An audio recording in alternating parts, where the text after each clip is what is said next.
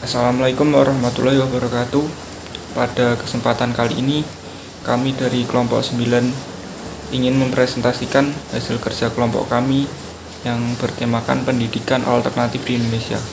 Sebelumnya saya ingin mengenalkan anggota kelompok dari kelompok 9. Yang pertama ada Nasriyah Umuhani, yang kedua ada Safna Kumalasari, yang ketiga ada Cindy Faira Islami, yang keempat ada Rahmada Mayanti, yang kelima ada Lavinia Leda Miftahulia, yang keenam ada saya sendiri Jawahar Abdillah, dan yang ketujuh ada Faradita Novi Trianti. Baik, selanjutnya mari kita simak pembahasan yang disampaikan oleh teman kita. Apa sih pendidikan alternatif itu? Pendidikan alternatif adalah istilah umum untuk berbagai program pendidikan yang diselenggarakan dengan cara yang berbeda dari biasanya.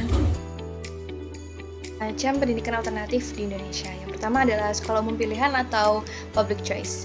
Sekolah umum pilihan adalah lembaga pendidikan dengan biaya negara yang menyelenggarakan program belajar dan pembelajaran yang berbeda dengan program reguler. Contohnya ada SMP terbuka, SMA terbuka, sekolah bibit seperti Taruna Nusantara, Sekolah Analisis Kimia, dan SMA Angkasa, serta ada kejar paket untuk A, B, dan C. Yang kedua yaitu sekolah atau lembaga pendidikan umum untuk siswa yang terkena masalah atau bisa kita sebut dengan student at risk. Yaitu biasanya sekolah ini diperuntukkan bagi siswa yang bermasalah. Siswa bermasalah di sini dapat diartikan bagi mereka yang putus sekolah karena berbagai sebab. Di antaranya korban penyalahgunaan obat-obatan, korban trauma dalam keluarga, karena berbagai faktor, bisa karena perceraian orang tua, ekonomi, atau etnis budaya. Etnis budaya di sini termasuk bagi orang suku terasing dan anak jalanan dan gelandangan. Lalu yang ketiga adalah sekolah atau lembaga pendidikan swasta atau independen. Nah, di sini sekolah atau lembaga pendidikan swasta ini memiliki bentuk dan program pendidikan yang beraneka ragam.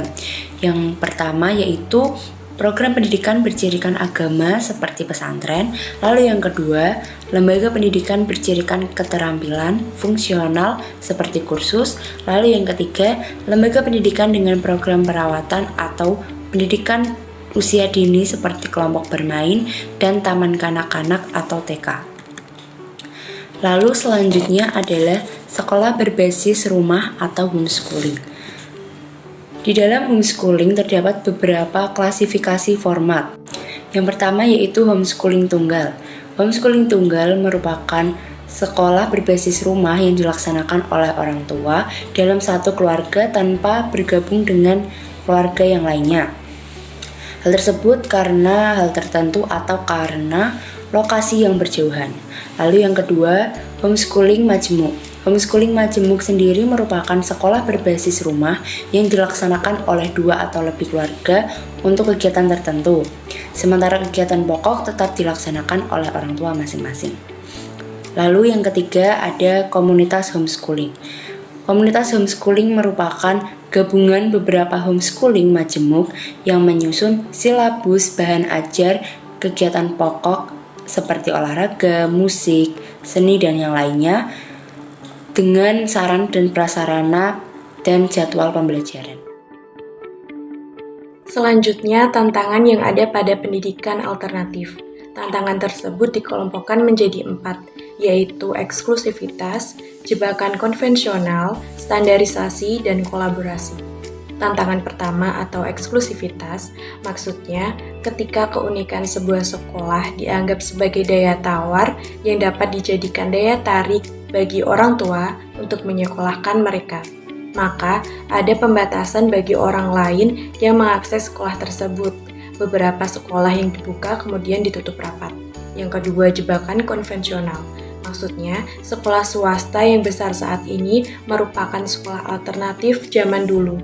Seiring berjalannya waktu, sekolah swasta berubah tampilannya menjadi sama dengan sekolah konvensional.